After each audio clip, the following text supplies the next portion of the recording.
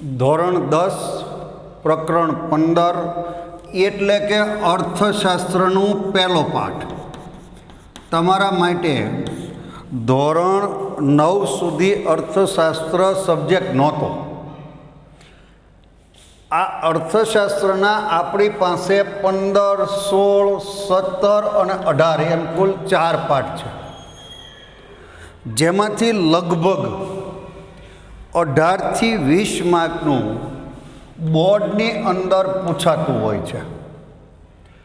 અને આપણી પરીક્ષાઓમાં પણ આ દાખલા તરીકે પહેલી પરીક્ષા આવશે ત્યારે 2 પાઠ હશે, બીજી પરીક્ષા આવશે ત્યારે 2 પાઠ હશે. એટલે આ 2 પાઠની અંદર એનું વેઇટેજ તો એટલું જ થયું ને.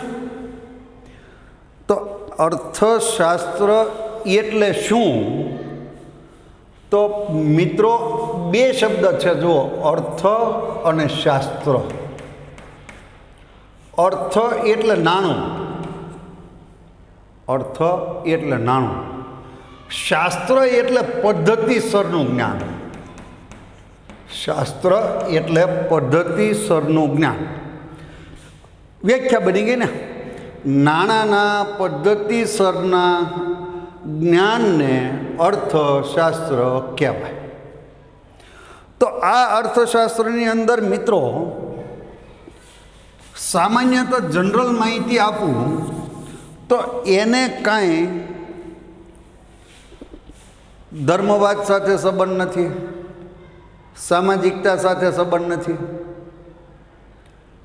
જ્ઞાતિવાદ સાથે સંબંધ નથી, કોમવાદ સાથે સંબંધ નથી. અર્થશાસ્ત્રને તો માનવનો, સમાજનો, રાષ્ટ્રનો આર્થિક વિકાસ કેમ થાય એટલા માટે અર્થશાસ્ત્ર કૌટિલ્ય, ચાણક્ય, ઘણા વિદ્વાનો એ અર્થશાસ્ત્રને પાયામાંથી ધીરે ધીરે ડેવલપ કર્યું. અર્થશાસ્ત્રનો હમણાં તમને ખબર હોય તો ભારતમાંથી અમર્ત્ય સેનને નોબેલ પારિતોષિક મળેલું. તો અર્થશાસ્ત્રની અંદર આર્થિક વિકાસ, કે ભાઈ દરેક વ્યક્તિનો આર્થિક વિકાસ થવો જોઈએ. વિકાસ શબ્દ તો આપ વારંવાર સાંભળતા જ હશો. રાજકીય ક્ષેત્રની અંદર આજકાલ જુઓ તો ભાજપવાળાનો સ્પેશિયલ શબ્દ આ ક્ષેત્રે વિકાસ, આ ક્ષેત્રે વિકાસ, વિકાસ, વિકાસ, વિકાસ. તો આર્થિક વિકાસ એ વ્યક્તિના ભિન્ન જરૂરિયાતની પારાશીશી છે. કોઈ પણ વ્યક્તિ સવારે ઉઠે અને સાંજે સૂવે ત્યાં સુધીમાં એની જરૂરિયાતો કેટલી મિત્રો? અસંખ્ય. અને જરૂરિયાતો સંતોષવાના સાધનો એક નથી. રહેઠાણ, ખોરાક, ભિન્ન પ્રકારના સાધનો, ભિન્ન પ્રકારની જરૂરિયાતો એ અલગ અલગ પ્રકારની છે. એટલે આમાં કેટલાક વ્યક્તિઓ એવા છે એ ઉઠે ત્યાંથી સૂવે ત્યાં સુધી પાયાની સુખ સગવડો પણ ભોગવી શકતા નથી. દાખલા તરીકે ઉઠતાની સાથે ટૂથપેસ્ટ જોશે તો ટૂથપેસ્ટ ચોક્કસ મને ખ્યાલ તો નથી, પણ એમ હું કહી શકું કે 10 રૂપિયાની ટૂથપેસ્ટ આવે, 50ની આવે, 100ની આવે ને 500ની આવે. તો વ્યક્તિ પોતાની આર્થિક ક્ષમતા પ્રમાણે ટૂથપેસ્ટથી શરૂઆત થઈ જુઓ, અને પછી ચા, નાસ્તો, આર્થિક ઉપાર્જનની પ્રક્રિયા માટેના સાધનો, આર્થિક ઉપાર્જનની પ્રક્રિયા, બપોરનો લંચ. કેટલાક બિચારા ગરીબ લોકો છે એ શાક રોટલીથી ચલાવી લેતા હોય, કેટલાકને દાળ ભાત શાક રોટલી મળી રહેતા હોય, કેટલાકને 5 સ્ટાર હોટલો જેવું મળતું હોય. તો એની પાછળનું કારણ કેટલાક લોકો ભૌતિક સુખ સગવડો મેળવી શકે છે અને કેટલાક લોકો ભૌતિક સુખ સગવડો મેળવી શકતા નથી. વિશ્વના મોટા ભાગના રાષ્ટ્રોની જનસંખ્યા પોતાનું જીવન ટકાવી રાખવા માટે કોઈને કોઈ રીતે સંઘર્ષ કરે છે. ઉદ્દેશ તો દરેકનો ભૌતિક સુવિધામાં વધારો કઈ રીતે થાય એ માટે આર્થિક ઉપાર્જનની પ્રક્રિયા કરે છે. કોઈને કોઈ વ્યક્તિ 10 કમાતો હોય તો એને 20 કેમ કમાવા, 20 કમાતો હોય તો 50 કેમ કમાવા, 50 કમાતો હોય 100 કેમ કમાવા, એમ જેમ નાણાકીય નાણું એની પાસે વધશે એમ એની ભૌતિક જરૂરિયાતો પરિવર્તનશીલ થશે. એટલે દરેક વ્યક્તિ સંઘર્ષ કરે છે અને સંઘર્ષ કરવા છતાં કેટલાક લોકોને જરૂર પૂરતું પણ મળતું નથી, જરૂર પૂરતું મેળવી શકતા નથી. એને અર્થશાસ્ત્ર ગરીબ તરીકે ઓળખે છે. ગરીબ એને કાંઈ કોઈ સિમ્બોલ નથી. અહીં નથી સિક્કો માર્યો કે આ ગરીબ છે, અહીં નથી લખ્યું શર્ટના ઉપર કે આ ગરીબ માણસ છે, નહીં સાહેબ. કેમ ખબર પડે તો કે મૂળભૂત પાયાની સુખ સગવડ, મૂળભૂત પાયાની સુખ સગવડ કઈ? અન્ન, વસ્ત્ર, આવાસ, શિક્ષણ, આરોગ્ય. આ 5 પાયાની વસ્તુ જો એ ન મેળવી શકે તો એને ગરીબ કહેવાય. આવા ગરીબો એને ગરીબી રેખાથી કેમ ઉપર લાવવા? આવી પરિસ્થિતિ ઉદ્ભવી તો એના માટે કોણ જવાબદાર? આ પરિસ્થિતિને દૂર કરવા માટે એના માટે શું કરી શકાય? તો આર્થિક પ્રવૃત્તિનો સુધાર કરવો પડે. એટલે કે આર્થિક વિકાસ કરવો પડે. આર્થિક વિકાસ એટલે કોઈ પણ વ્યક્તિ સામાજિક રીતે, અર્થોપાર્જનની દૃષ્ટિએ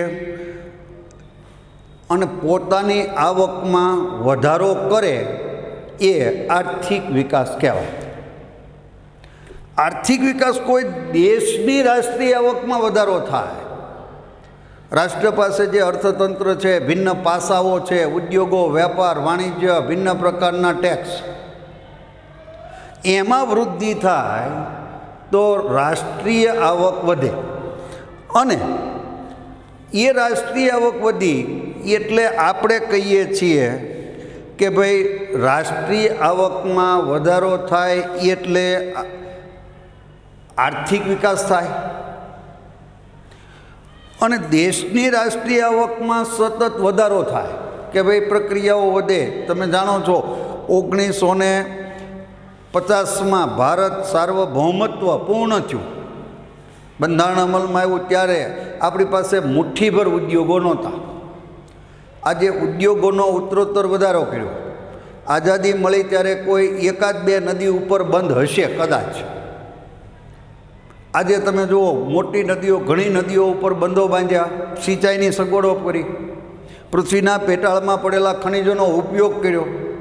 એટલે આર્થિક પ્રવૃત્તિનો વિકાસ થયો અને એના હિસાબે લોકોની આવક વધી, રાષ્ટ્રના ઉત્પાદન એકમોની સંખ્યા વધી એટલે રાષ્ટ્રીય આવક વધી. અને એ પ્રમાણે રાષ્ટ્રીય આવક છે એ વધે એટલે માથાદીઠ આવક વધે. માથાદીઠ આવક રાષ્ટ્રની કુલ જનસંખ્યાને રાષ્ટ્રની કુલ આવક વડે ભાગતા જે સરેરાશ મળે તેને માથાદીઠ આવક કહેવાય. રાષ્ટ્રની કુલ આવક, રાષ્ટ્રની કુલ જનસંખ્યા એને માથા ભાગો કે ભાઈ આટલી રાષ્ટ્રીય આવક, આટલી જનસંખ્યા ભાગ્યા જે જવાબ આવે એ માથાદીઠ આવક કહેવાય. અને માથાદીઠ આવક વધે એટલે મેં તમને શરૂઆત કરી કે લોકોના જીવન ધોરણમાં સુધારો થાય. તો લોકોના જીવન ધોરણમાં સુધારો થાય, પોતાની જરૂરિયાતો સંતોષી શકે, રાષ્ટ્રીય આવક વધે, માથાદીઠ આવક વધે, આને આર્થિક વિકાસ કહેવાય. રાષ્ટ્રીય આવક કહેવાય કોને? કે દેશની કુલ રાષ્ટ્રીય આવકને જે કંઈ સંપત્તિ છે એ રાષ્ટ્રીય આવક છે. માથાદીઠ આવક તો હમણાં મેં તમને કીધી. પણ લોકોને માથાદીઠ આવક વધતા પાયાની સુખ સગવડો. હવે મિત્રો બરાબર સમજો, અર્થશાસ્ત્રના જેટલા પાઠ હું લઈશ એમાં પાયાની સુખ સગવડ શબ્દ બહુ આવશે. તો પાયાની સુખ સગવડ કોને કહેવાય એકવાર ક્લિયર કરી દઉં છું. અન્ન, વસ્ત્ર, આવાસ, શિક્ષણ અને આરોગ્ય, આ પાંચને પાયાની સુખ સગવડ કહેવાય. તો પાંચ પાયાની સુખ સગવડ, વાહન વ્યવહારની સુવિધાઓ, રહેઠાણો, તો એ આઝાદી પછી તમે જુઓ તો ધીરે ધીરે લોકોનામાં વિકાસ થયો. અનાજ, કપડાં, વીજળી, શિક્ષણ, આરોગ્ય, રહેઠાણ, આ બધામાં ધીરે ધીરે વધારો થયો. પહેલાંની સરખામણીમાં આ જરૂરિયાતો વધી એમ એનું ઉત્પાદન પણ વધ્યું.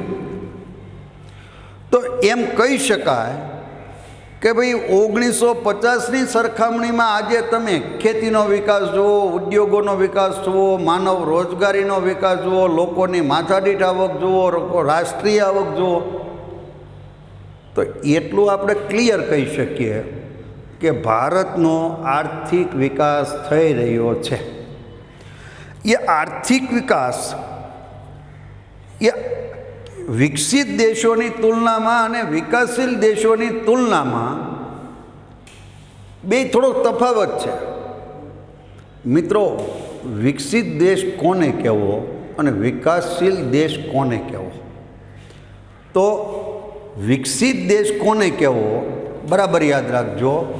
735 અમેરિકન ડોલરો કરતાં જેની માથાદીઠ આવક વધારે છે એવા રાષ્ટ્રોને વિકસિત દેશ કહેવાય. આના કરતાં ઓછી હોય તો એને આપણે વિકાસશીલ દેશ કહીએ છીએ. સમજાણું? ફરીવાર બોલું.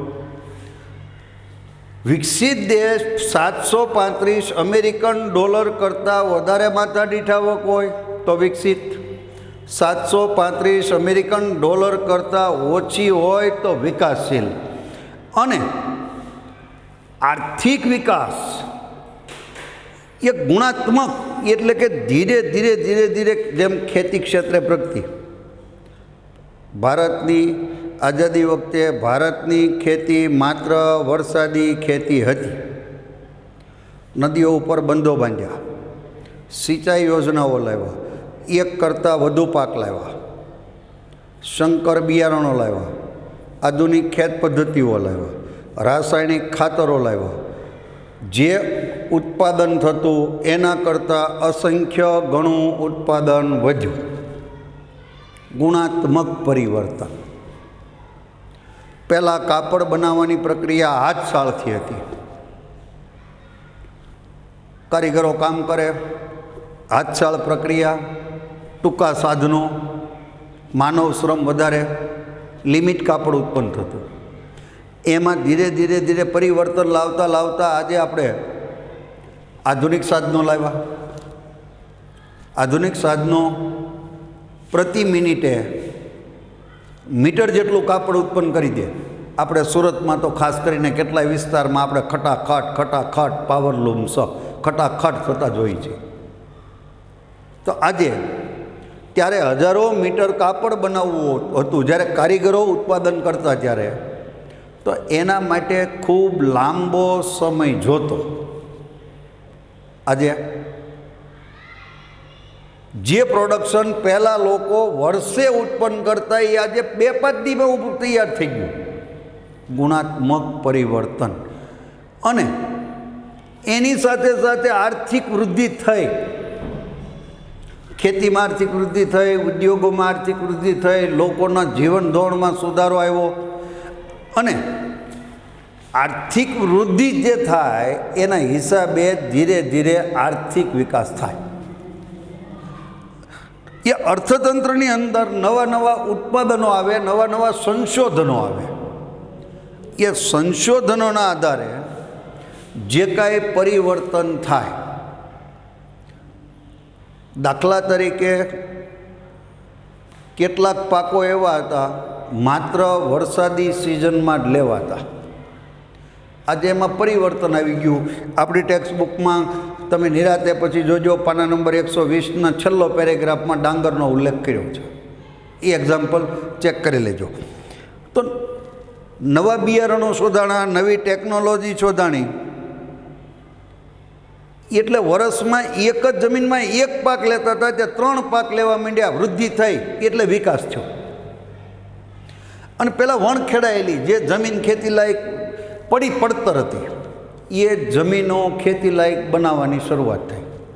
તો જમીનનું પ્રમાણે વધ્યું, ખેત ઉત્પાદને વધ્યું અને એ ખેત ઉત્પાદનમાં વધારો થયો એ બરાબર જુઓ આર્થિક વૃદ્ધિ થઈ.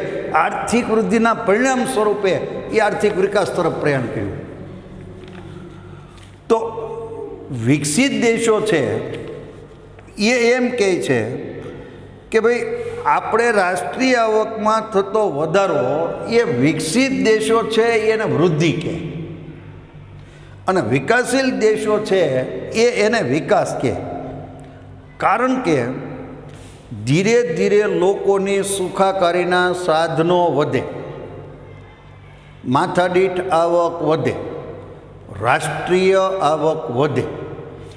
તો આ વિકાસશીલ દેશો એ ખબર કેમ પડી? તો મેં તમને આ તો મારે વારંવાર વિકાસ, વિકસિત અને વિકાસશીલ શબ્દ લેવાતા એટલે મેં ક્લિયર કર્યું. વિકાસશીલ અર્થતંત્ર અને વિકસિત અર્થતંત્રમાં મૂળ વાત માથાદીઠ આવકની છે. જો તમને ટેક્સ્ટ બુકની અંદર પણ પાના નંબર 121 ઉપર આપ્યો જુઓ, આ મેં ત્યાંથી શબ્દ લીધો છે કે ભાઈ 735 અમેરિકન ડોલર જો આનાથી વધારે હોય તો તમે વિકસિત, ઓછી હોય તો વિકાસશીલ. કોણ નક્કી કરે? તો કે ભાઈ વિશ્વ બેંક. વિશ્વ બેંક પાસે દર વર્ષે દરેક રાષ્ટ્રો પોતાની આવક, જાવક, આયાત, નિકાસના આંકડાઓ મોકલે. એના આધારે વિશ્વ બેંક દર વર્ષે આંકડાઓ બહાર પાડે. પણ આપણે ત્યાં તો તમને ખબર છે મેરા ભારત મહાન, આ આંકડો 2004નો છે, ભણવાનો છે 2022માં, ઉપયોગમાં લેવાનો છે 2022. તો 2004માં 735 અમેરિકન ડોલર અનુસાર વિકસિત દેશોએ હતા અને વિકાસશીલ દેશોએ હતા. એમાં આપણું રાષ્ટ્ર છે એને આપણે આમાં લેશું. શેમાં લેશું? વિકાસશીલ. તો મેં તમને પહેલાં તો ચોખવટ કરી કે જેમ ગરીબની માથે સિક્કો નથી એમ વિકસિત કે વિકાસશીલ રાષ્ટ્રો માથે સિક્કો નથી. પણ ખબર કેમ પડી જાય? તો સાહેબ વિકસિત અને વિકાસશીલ દેશના લક્ષણો તપાસવા પડે. વિકાસશીલ દેશોના લક્ષણો ઓછા ન હોય. આપણી ટેક્સ્ટ બુકમાં વિકાસશીલ અર્થતંત્રના લક્ષણો લખેલા છે 9. એટલે કે વિકાસશીલ અર્થતંત્રના લક્ષણો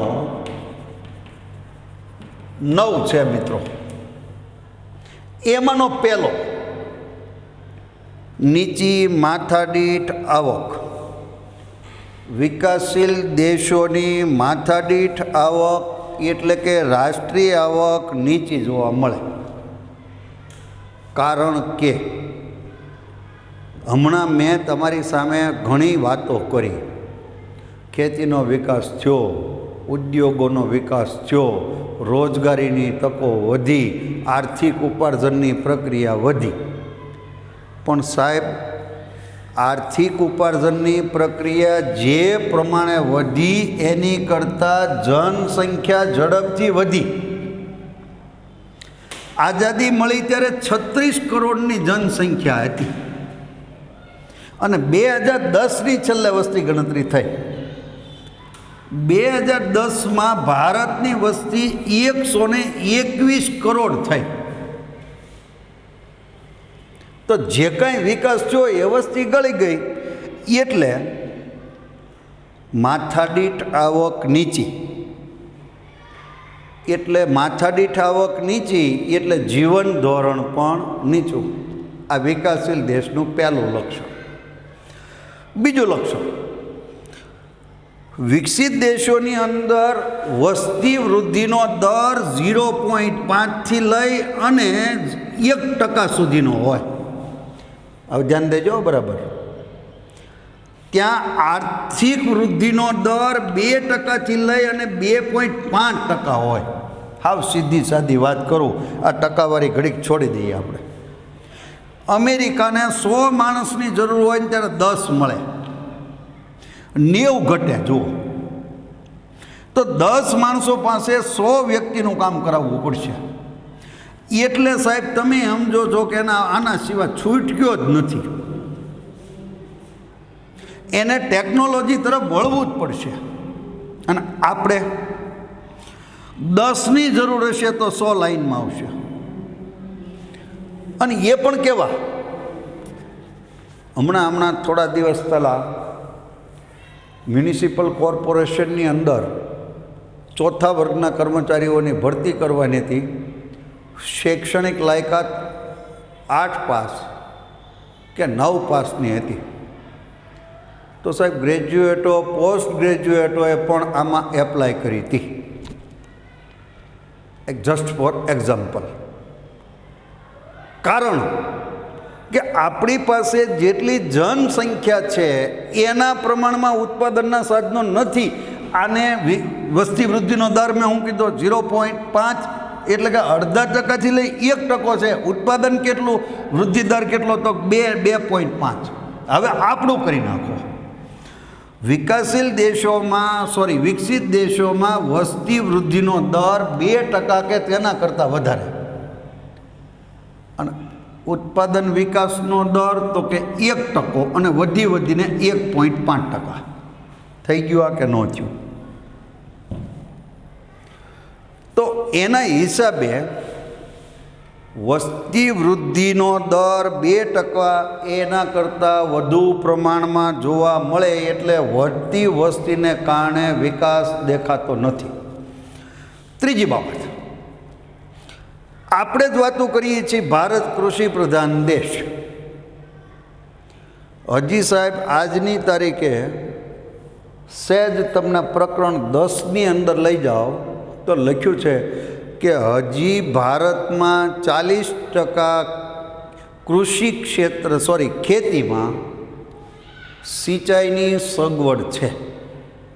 એનો અર્થ એમ થયો કે હજી ભારતની 60% ખેતી વરસાદી ખેતી છે. અને કૃષિ પ્રધાન દેશ હોવાને નાતે ભારતની મોટા ભાગની પ્રજાનો મુખ્ય વ્યવસાય ખેતી છે. કેટલા ટકા છે? ટેક્સ્ટબુકની અંદર 60% બતાવ્યું છે. અને લોકોની રોજગારી એ ખેતી ઉપર અવલંબિત હોય છે. અને 60% લોકો ખેતી પાછળ રોકાયેલા હોય, એમાં નાના ખેડૂતોય હોય, મોટા ત્તોય હોય. એટલે સ્વાભાવિક છે કે રાષ્ટ્રીય આવકમાં ફાળો પણ આનો મોટો હોય. તો ત્રીજી બાબત મેં કીધી કે ભાઈ જેમ જનસંખ્યા વધારે છે એમ હજી ભારતમાં લોકો કૃષિ ઉત્પાદન એકમ પાછળ રોકાયેલા છે. અને આ ભારત એ ગામડાને શહેરોનો બનેલો દેશ છે. હજી ગામડાઓ તમે જુઓ પછાત, રૂઢિચુસ્ત અર્થવ્યવસ્થા, ખાસ કોઈ ઉદ્યોગો નહીં, ખાસ કોઈ વિકાસ નહીં. એની સામે શહેરો જુઓ તો આર્થિક વિકાસ જે છે એ શહેરોમાં ઉદ્યોગો વધારે, શહેરોમાં ધનિકોની સંખ્યા વધારે, એટલે રાષ્ટ્રીય આવકમાં ફાળો ધનિકોનો શહેરોનો 40% છે, ગામડાઓનો 20% બતાવ્યો લે. સોરી, ગામડાના લોકો જે રહે છે તળિયાના, ખેતી પાછળ ગૃહ ઉદ્યોગ, કુટીર ઉદ્યોગ, લઘુ ઉદ્યોગો સાથે જોડાયેલા છે, એનો રાષ્ટ્રીય આવકનો હિસ્સો માત્ર 10%, ઓલાનો 40%, આનો 10%.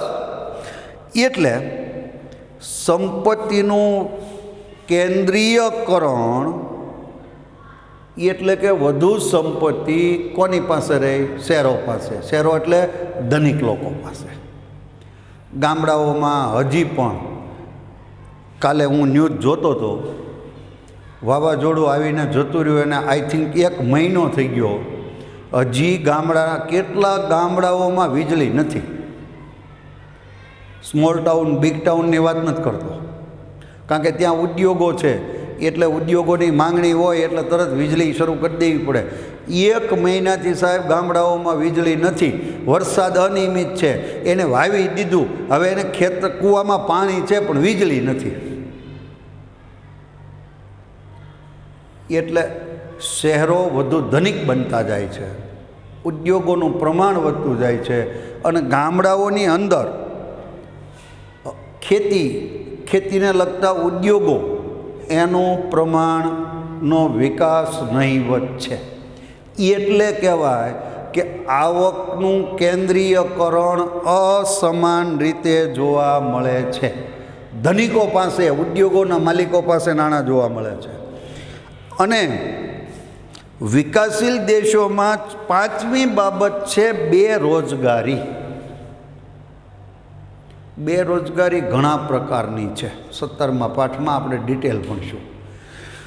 તો અહીંયા બેરોજગારીનું પ્રમાણ, જે આપણી પાસે શ્રમિકો છે એમાંના 3% શ્રમિકો તો કાયમી બેકાર હોય છે. કઈ રીતે? તો કે બેરોજગારીના સ્વરૂપ અલગ અલગ છે. ખેતી પાછળ રોકાયેલા, જ્યાં વરસાદી ખેતી છે ત્યાં 4 મહિના કામ મળે, 8 મહિના આરામ. સિઝનેબલ ધંધા કરતા હોય, સિઝન પ્રમાણે કામ મળે, બાકીનો સમય બેકાર, એને કહેવાય મોસમી બેરોજગારી. મોસમ પ્રમાણે કામ મળે. ઉત્પાદન એકમોમાં કામદારોની સંખ્યા વધારો કે ઘટાડો, પણ કુલ ઉત્પાદનમાં કાંઈ ફેર ન થાય. છુપી બેરોજગારી. મિત્રો, આ તો ખાલી તમને સમજ આપું છું, ડિટેલ આપણે એ 17મા પાઠની અંદર આપણે આવશે. એ પાઠનું ટાઇટલ જ ગરીબી અને બેરોજગારી છે. છુપી, કામદારોની સંખ્યા વધારો ઘટાડો, કુલ ઉત્પાદનમાં કાંઈ ન ફેર પડે, એક છુપી બેરોજગારી.